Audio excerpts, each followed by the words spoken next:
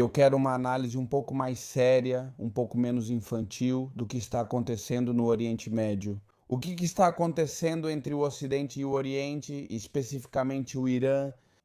O que você disse é importante e não é por acaso, diz Jesus Maestro. Os ricos, por exemplo, não têm ideologias, têm dinheiro, e isso é real. A política não se trata de ideologias, não. A política não se trata de ideias. Essa é uma das grandes mentiras que foi construída, particularmente desde a Revolução Francesa até agora. Política é a disputa por poder, definindo o que pode ou não ser feito. E a luta dos que têm o poder para mantê-lo e dos que não têm para consegui-lo, de acordo com seus interesses. Há grupos socialmente coesos que, por suas condições socioeconômicas e culturais, são identificados como os mais desfavorecidos, que buscam o poder em benefício próprio ou de seu grupo. E há aqueles que, enraizados, presos em seus privilégios, também buscam manter o poder para preservar esses privilégios. Isso não é sobre direita ou esquerda. O termo surgiu na Revolução Francesa, quando era chamado de monte e vale.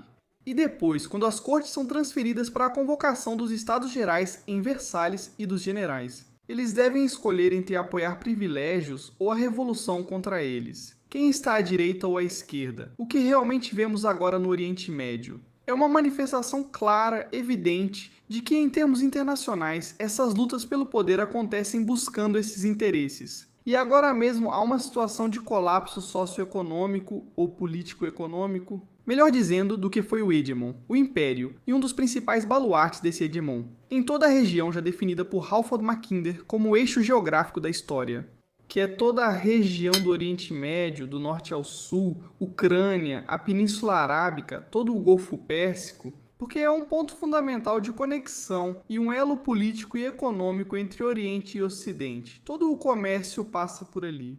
A antiga Rota da Seda, o que agora chamam de Rota da Seda, que já não é mais a Rota da Seda, da China, e acima de tudo, um ponto e um núcleo fundamental do elemento econômico mais importante atualmente, que é o gás e o petróleo. Tendo a maior reserva de petróleo do mundo, que corresponde tanto ao Catar quanto ao Irã, sendo sua exploração dividida igualmente. Existe atualmente um plano em desenvolvimento desde 1994, quando Netanyahu escreveu Compartilhando o Terrorismo, que havia 14 países que precisavam ser ou depostos ou sofrer um golpe de Estado, estabelecer governos aliados para garantir um grande Israel, um grande domínio geopolítico de Israel sobre toda a região, e eles foram caindo um após o outro desde o atentado às Torres Gêmeas em 11 de setembro, desde o Afeganistão, Iraque, Sudão, Egito, Síria, o último Iraque, no caso da Síria. No poder, reconhecido por Donald Trump, está um terrorista que a TV agora chama de ex-terrorista, como se fosse um aposentado de degolar pescoços. E que, além disso, agora mesmo está impondo na Síria um regime de terror, aniquilando cristãos, alauítas, inclusive já estamos vendo mercados de mulheres. Digo isso para quem acha que é preciso ir lá libertar as mulheres. Na Índia, no sistema de castas, a mulher é tratada como lixo, pior ainda. O que ela representa na Arábia Saudita, onde há burca, mas não no Irã, e no Catar ou Emirados Árabes. Poderíamos entrar agora, se você quiser, nas circunstâncias socioeconômicas, culturais e religiosas que definem o xiismo, que é a vertente do Islã mais permissiva, que é a que predomina.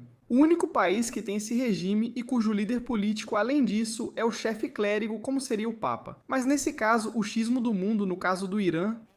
Mas respondendo adequadamente à sua pergunta, o que existe agora é um plano para tentar avançar, dar o último passo para estabelecer um domínio total e absoluto, sem nenhum tipo de oposição na região, aos interesses econômicos de uma elite ocidental, baseada na dívida, baseada nas corporações industriais e tecnológicas, que precisa do seu cão de guarda, neste caso Israel, sob o domínio do governo de Netanyahu, de Ben-Gavir e da dívida do Likud, consolidando sua oposição e eliminando o último reduto de país soberano e independente na região, o Irã. Certo, mas vou me colocar na pele do cidadão médio, vou me colocar na pele, infelizmente, do direitista liberal médio na Espanha. Será que não é positivo que democratizemos o Irã? Será que não vai ser melhor para as mulheres? Será que não vai ser melhor para os homossexuais que hoje em dia são enforcados? Me surpreende muito o rumo da direita na Espanha. Eu nunca fui, na verdade, politicamente minha organização, ou a que fundei, a que cresce e a que se mantém agora mesmo como uma alternativa fora do Estado para mudar as coisas. Na Espanha, que é a Junta Democrática, nasceu como oposição ao franquismo. Acho interessante ter que citar Franco agora mesmo para essas pessoas. quando em seu momento foi concedida proteção por uma legislação para a recuperação dos sefarditas na Segunda Guerra Mundial. Franco disse que estava certo ajudar os judeus, mas que eles tinham que passar pela Espanha, como um raio de luz através de um cristal. Ou seja, nada de ficar e nada de permanecer aqui. Me surpreende muito o rumo da direita espanhola do patriotismo, além disso, fundamentado nos elementos que deram coesão à ditadura de Franco, que eram a família, a associação e o catolicismo. No entanto, sejam os mais sionistas e os maiores defensores dos interesses do judaísmo internacional. Politicamente, com a vertente nacionalista, que é o sionismo que existe. E depois vemos organizações que se rotulam assim, que se chamam assim, mas que na verdade não fazem isso por princípios ou por conhecimento. Quando a gente observa de verdade o que está por trás dessas organizações e dessas plataformas, percebe que o que existe ali é dinheiro e pessoas com muito poder. Como no caso da Espanha, David Hatchell, que é o maior promotor do sionismo na Espanha, padrinho, por exemplo, de Isabel Díaz Ayuso. E da linha, digamos, a chamada não liberal do Partido Popular ou do Vox, organizações como a Econ, que ele comanda diretamente, preside e dirige. Como presidente da comunidade judaica ou dos Amigos do Povo Judeu, dessas organizações sionistas, ele é um dos 15 maiores doadores da campanha de Benjamin Netanyahu. Isso foi publicado na época. Desses 15, só há um espanhol, que é ele, e ele tem comando direto e participação direta das 3 maiores empresas de espionagem, filiais privadas do Mossad na Espanha, como Black Cube, Analytic Systems, entre outras, que têm sede em Tel Aviv, Londres e Madrid. Isso explica que há agora mesmo uma corrente nas redes sociais, nos meios de comunicação, de maneira preponderante e também no nível político, que defendem os interesses de Israel e que adotam essa propaganda que não faz sentido. Porque o que é democratizar? Quando os Estados Unidos já democratizaram algum país? Quando eles realmente levaram a liberdade política que conquistaram em 1776 para outro país? Nunca, jamais. Vamos dar um exemplo prático que todo mundo pode ver. 3 de janeiro de 2026, todo mundo na Espanha, dentro daquela que você mencionou, levantando os braços, clamando pela liberdade da Venezuela, porque o traidor, o sátrapa, o ditador Nicolás Maduro havia sido deposto à força em uma operação de inteligência e tecnologia brutal.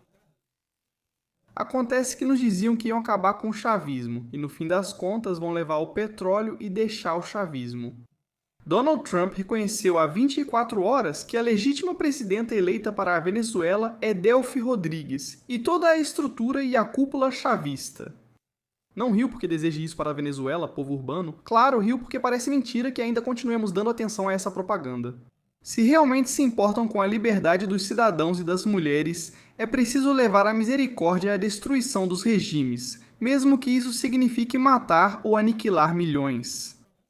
Então vamos começar, vamos ficar com menos de 3/4 do mundo para começar, e claro, onde mais se vê isso. Os direitos humanos falham onde mulheres são tratadas como lixo, subordinadas e até vendidas como objetos. Como, por exemplo, repito, Síria, porque o presidente da Síria, Jolene Walshara, é recebido nas Nações Unidas. Eles se abraçam e se beijam. Donald Trump lhe dá uma coleção, o rei da Espanha marca um encontro e tira uma foto, e de repente ele é considerado fantástico e maravilhoso. Se agora mesmo o regime dele não está apenas fazendo uma limpeza étnica de cristãos e alauítas, e agora mesmo dos curdos, mas também já vimos vídeos de mulheres sendo vendidas na Síria. Pode procurar qualquer um, porque agora ele é um aliado.